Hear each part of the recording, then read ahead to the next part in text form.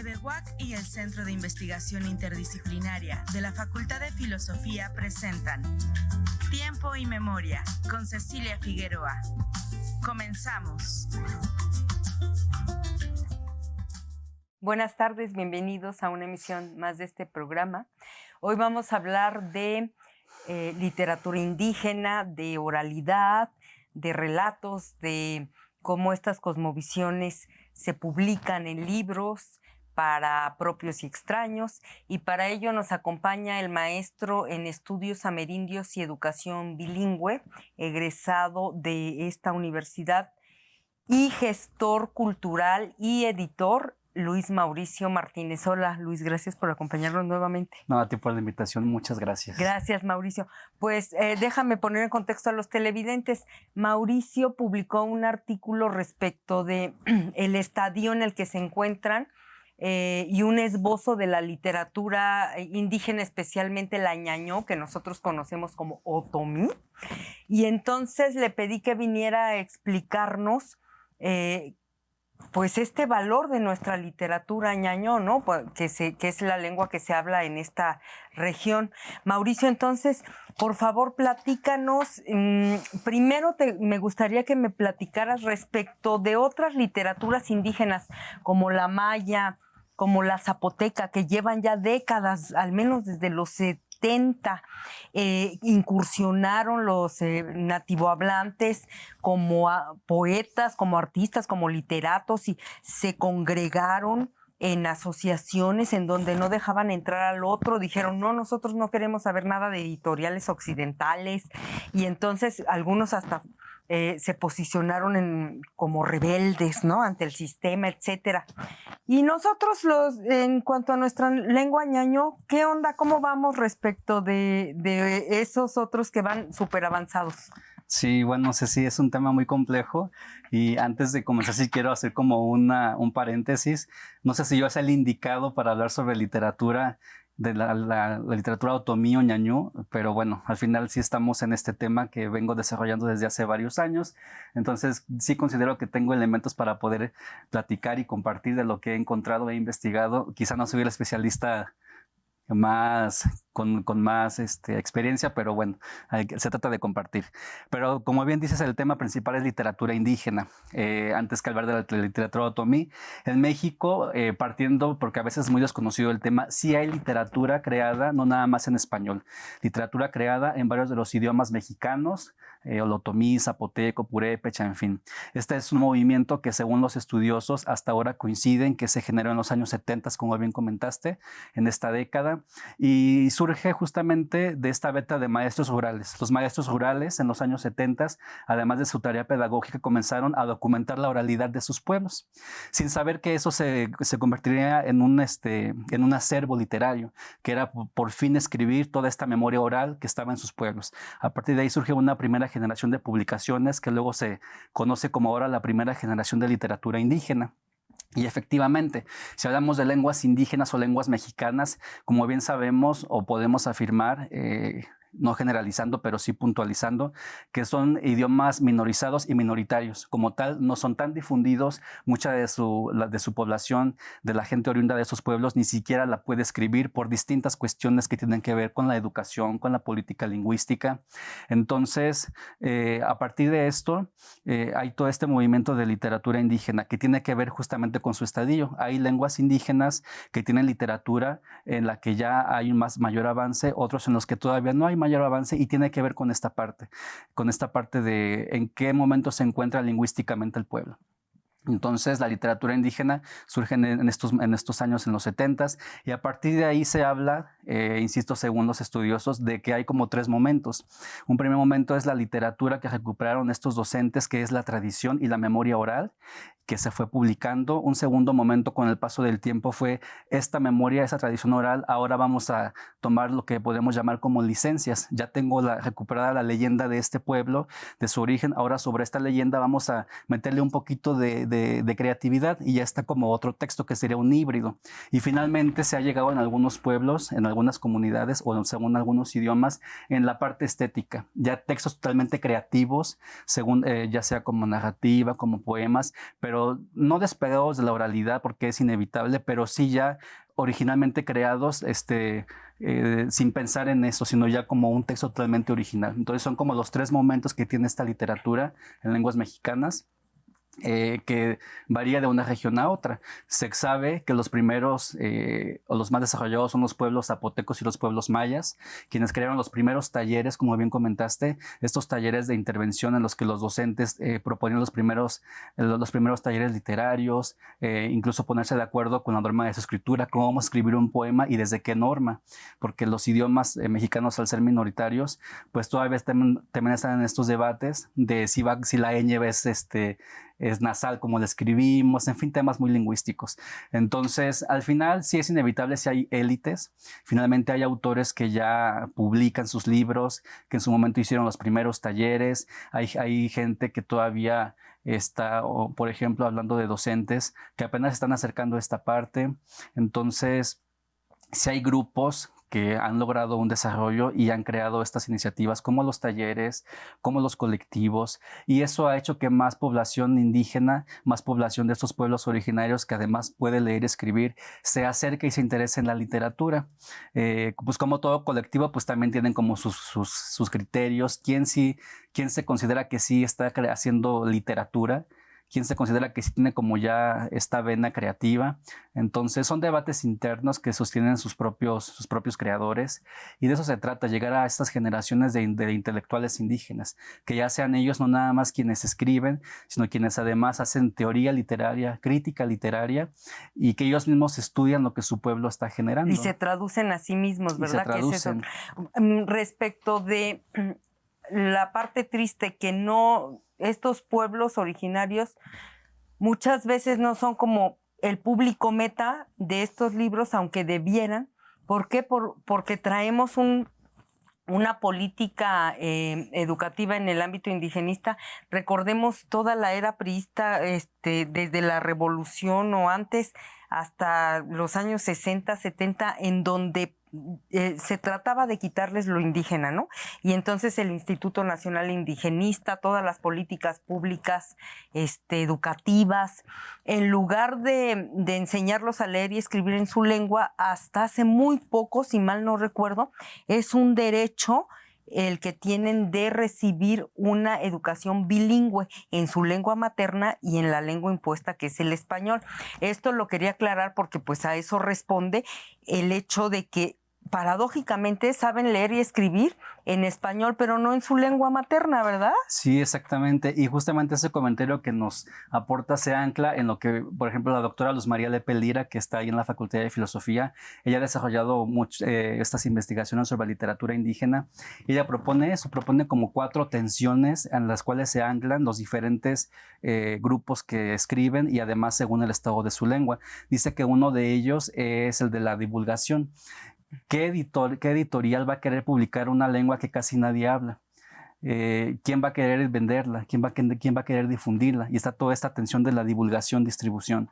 La segunda tensión, o mejor, otra tensión, porque no hay un orden en estas, otra tensión sería de la parte del traductor. Un escritor indígena tiene que ser inevitablemente su propio traductor, porque si quiere vincularse con el canon literario nacional, tiene que tener su obra en español. Entonces, además de escribir, tiene que cuadrarse como traductor, que no es cualquier tarea.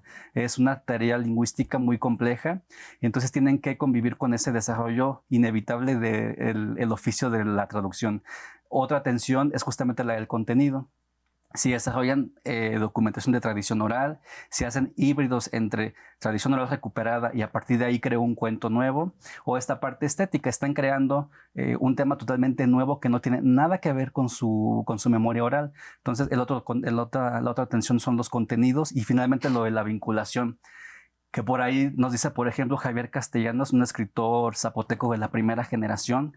Él es de la Sierra de Oaxaca, y él dice, un escritor indígena, ¿para quién escribe? ¿Para quién escribe si la gente que podría leer en ese idioma no están alfabetizados en zapoteco? Ni siquiera saben que se puede escribir su idioma. Entonces, ¿para quién estamos escribiendo? Si hacemos un libro bilingüe, zapoteco y español, la gente que lo va a comprar únicamente va a leer en español. y la parte del zapoteco sigue siendo no tan utilitaria, porque quien la puede leer por cuestiones políticas, quizá en su comunidad no hay acceso a la educación en su idioma, lo que acabas de decir, todo este devenir de política indigenista. Es otra tensión, ¿para qué escribimos si quienes tendrían que leernos en nuestro idioma no pueden hacerlo? No saben que hay toda esta rama de literatura publicada. Entonces es la otra tensión que se explica. Y pero al final creo que se trata de eso, ¿no? Se trata como de sí exaltar los avances, que es una realidad, vas a las comunidades y muy poca gente habla sí hablan su idioma, pero no lo pueden leer, no pueden escribirlo porque no hay insumos, por todo el sistema educativo, pero de poco a más también hay otra generación de estudiantes, de jóvenes que sí logran llegar a la universidad, que sí logran vincularse con esta parte académica y están sabiendo que hay toda esta literatura, todo este acervo bibliográfico y que descubren que lo pueden utilizar para sus propias comunidades. Hay muchos proyectos que se han derivado así, hacen documentación de oralidad, se publica y lo llevan a sus comunidades para que los niños y las niñas puedan ver cómo lo que ellos escuchan todo el tiempo, lo que ellos hablan, que vean cómo se escribe.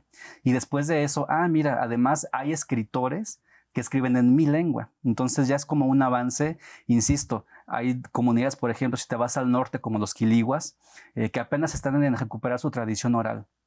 Si lo comparamos con los mayas, que ya son los pioneros son los pioneros de la escritura, ¿verdad? Que tienen revistas, que tienen premios, que tienen mucha tradición, pues te das cuenta de este desfase creado justamente por la política lingüística. Entonces es bien curioso que a un autor indígena, cualquiera, por ejemplo, Rubitzanda es una poeta purépecha, en fin, hay bastantes.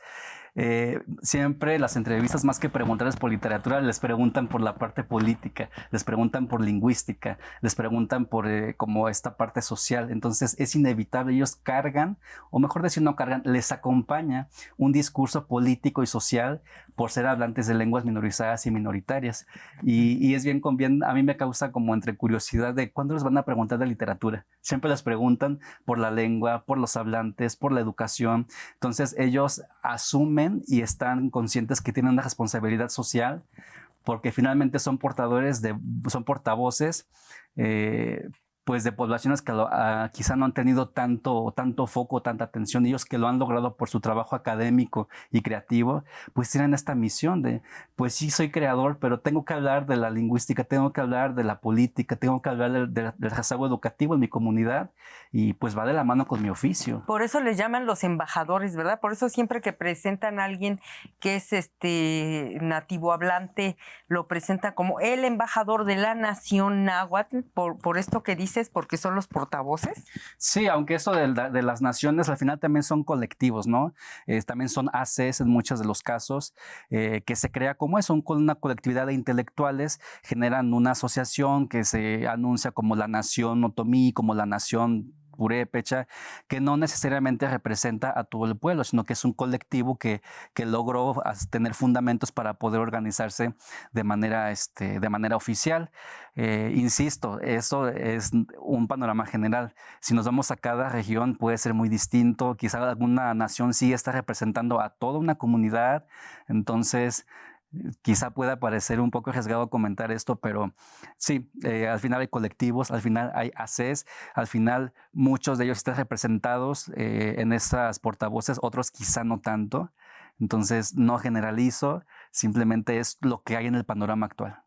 Y otra cosa, Mauricio, que veníamos comentando, el canon, ese es como algo que nos choquea mucho a los occidentales, que tú agarras un texto desde el Popol Vuh, ¿no? O sea, remitiéndonos al libro al libro de los mayas quiché, ¿no? Claro. Tú lo lees y dices, ups, no entiendo nada. Pues no, porque tú no eres parte de esa cosmovisión, que es lo de las traducciones. Eso me remitió a las y los literatos indígenas que hacen sus propias traducciones. O sea, debe ser toda una tarea así titánica, porque no es traducir de cómo se dice tal palabra al español, sino como recrear toda una cosmovisión para nosotros entenderla, porque los occidentales no tenemos esos referentes. Claro que entonces es en la línea lingüística ¿no? le conocen como no es una traducción literal, es una traducción cultural. Entonces, ¿cómo traslado lo que este pueblo tiene por visión hacia mi visión? Muchas veces no se logra. Por eso hay escritores, el poeta Isaac Carrillo es un poeta yucateco que, bueno, lamentablemente falleció hace 3 años, muy joven él, y él comentaba eso, decía, un escritor indígena realmente su tarea es parir 2 textos, tiene que parir 2 textos porque a veces es imposible la traducción de un término o de lo que entendemos nosotros como mayablantes y cómo hacer que eso se entienda en el español. Entonces hay veces que es traducción cultural pero no literal. Eso es en cualquier idioma, del español al francés, en cualquier idioma, pero es aún más en estos idiomas mexicanos. Por eso esta tarea muy ardua de un traductor, digo, de un escritor que además es traductor. ¿Cómo le hago para que mi texto que está en Rarámuri se entienda o se llegue a una concepción más o menos cercana en el español? Entonces sí implica tener conocimientos de lingüística, que es una tarea extra que tiene que hacer un escritor indígena. Entonces sí es más complejo toda esta parte. Y la otra que tiene que ver con esto de la comercialización y la divulgación, que pues evidentemente ellos no siguen los cánones de la literatura occidental, que es lo único que nosotros conocemos en la secundaria y en la prepa, que este es el cuento y este género se llama novela, y los griegos y los clásicos escribían relatos, y entonces aquí no hay ni cuento, ni novela, ni relato, porque estás ante otro mundo que no tiene nada que ver con ese canon. Entonces, ¿cómo se enfrenta uno como lector a esto? También como que te descoloca, ¿no? O sea, terminas de leer y dices, creo que sí entendí el mensaje, pero ¿esto qué es, no? ¿Qué nos puedes decir de eso? Pues es otra de las discusiones. Hay una traductora y ensayista, Mije Yasnaya Aguilar. Ella es Mije, ella es una ahorita de las, digamos, críticas más feroces de la literatura, y ella justamente dice o propone por qué tendríamos que clasificar en cuento, en poesía, a la creación de estos pueblos. Es una clasificación occidental. ¿Por qué no se crea la propia según su cosmovisión, según su filosofía? Entonces es una discusión que están teniendo ellos, porque deben tenerla ellos, no los externos. Ellos deben de decidir justamente en función del conocimiento que tienen de su acervo cultural y filosófico, por qué sí llamarse cuento, por qué sí llamarse poesía, o por qué no llamarse, o qué proponer de manera alterna.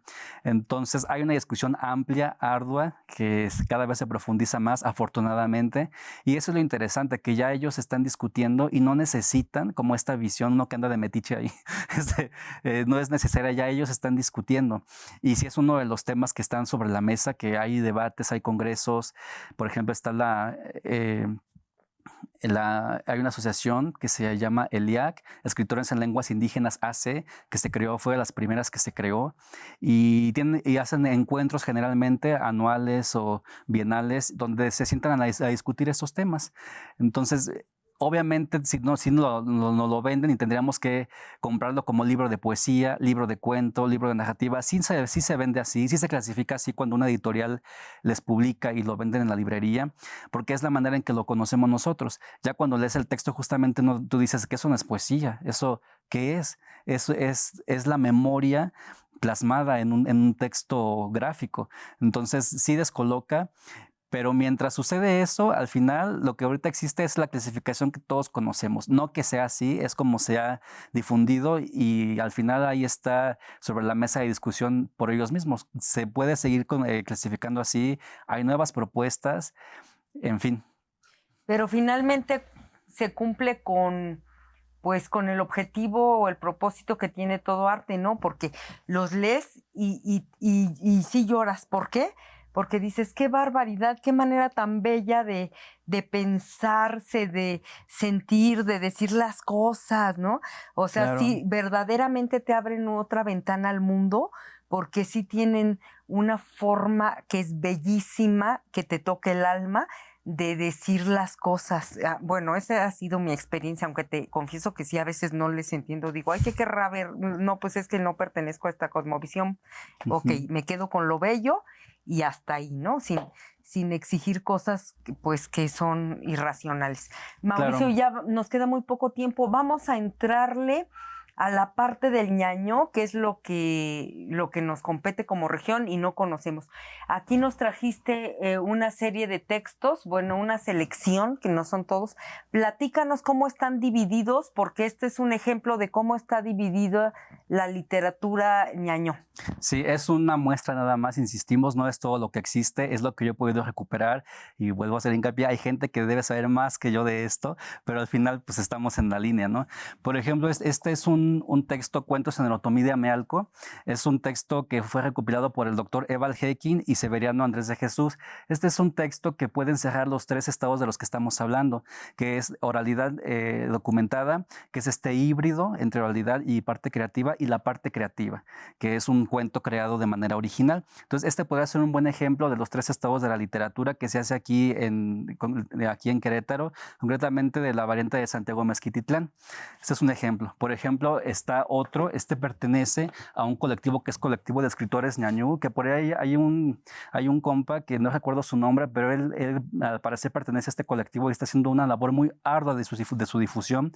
Este es un colectivo de docentes, son pedagogos, son docentes, son lingüistas, y al final hicieron esta ACE, que es escritores en lengua ñañú, y ellos están haciendo también este ejercicio de, a partir de la oralidad que está documentada, crear estos híbridos, y al parecer hay una tercera edición, un tercer volumen, en el cual ya está la parte creativa. Entonces son maestros de todas las regiones otomís aquí de Querétaro, que es Amealco, que es Tolimán y que es Peñamiller, si no me recuerdo. Les aclaramos a qué te refieres con lo híbrido, es decir, van y rescatan la memoria de esta colectividad, pero la aderezan con ficción, ¿no? Con ficción se dan ciertas licencias sobre esta leyenda. Voy a hacer una historia, que sí es ficcionada, pero la base es la leyenda del origen del pueblo, la leyenda de cómo surgió esta creencia, en fin. Lo que llamamos recursos literarios, exactamente. ¿no? Okay. Y por ejemplo, están otros puntos. Esto es de un colectivo que es la compañía teatral, la Compañía Queretana de Teatro Indígena. Es un colectivo que ahorita está en un receso y ellos crearon textos de drama. Esta es dramaturgia, es un texto teatral que fue creado de manera oral. Durante los ensayos, ellos nada más decían, vamos a hacer una obra de teatro que hable sobre la violencia en los jóvenes. Y ellos, a partir de experiencias, empezaban a ensayar y sobre el ensayo decían, no, pues en mi pueblo han dicho esto. Entonces empezaban como a ensayar de manera oral. Entonces la indicación era, para el siguiente ensayo tienes que recordar esto que dijiste para la primera escena y en el siguiente ensayo vas a volver a decir lo mismo. Entonces, sobre la memoria oral, sin un texto escrito, se construyeron los textos de estas obras de teatro. Cuando finalmente se presentaba la obra y hacían sus giras, una vez grabado en un video, se transcribía el texto que ellos generaron como en los libretos y al final lograban publicar estos libros. Fíjate, el proceso totalmente inverso, tú que eres de teatro. O sea, ellos primero ensayaron y al final escribieron el libreto de lo que van a decir. Ajá, entonces es un ejercicio muy interesante porque son jóvenes, en algunos casos ya desfasados de la parte tradicional de su pueblo, que a partir de este ejercicio creativo volvieron a la oralidad en una propuesta de teatro contemporánea. Entonces es bien interesante lo que lograron hacer. Ahorita el grupo está en receso, pero hay 2 libros, si no me recuerdo, publicados con sus textos de teatro, con su dramaturgia. Y es como otro ejemplo de esta literatura. Es dramaturgia creada a partir de un ejercicio de recuperación oral en una puesta en escena contemporánea. Y al final está otro ejemplo que sería como un ideal también, que son estos...